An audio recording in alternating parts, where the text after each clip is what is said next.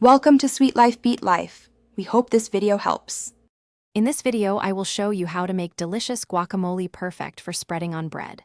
First, select 3 ripe avocados. They should feel slightly soft when gently squeezed. Carefully cut each avocado in half, remove the large pit, and scoop the vibrant green flesh into a medium-sized mixing bowl. Now, take a fork or a potato masher and begin to mash the avocado until it reaches a smooth, creamy consistency, leaving a few small chunks for texture. Next, let's infuse our guacamole with incredible flavor. Finely dice about 1/4 of a small red onion and 1 small jalapeno pepper, removing the seeds for less heat if you prefer. Add these to your mashed avocado. Then, chop about 2 tablespoons of fresh cilantro and squeeze the juice from 1 whole lime into the bowl.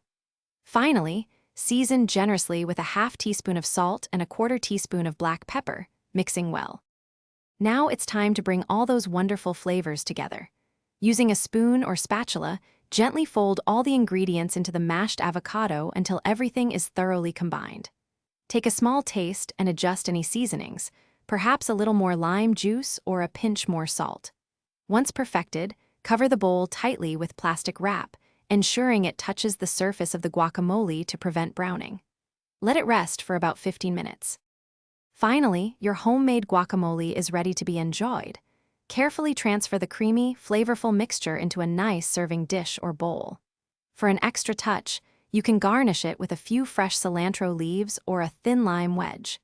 This delightful guacamole is now perfect for spreading generously on toasted sourdough, crusty baguettes, or any of your favorite breads. Enjoy this fresh and easy treat. Thanks for watching. Consider subscribing if we helped you.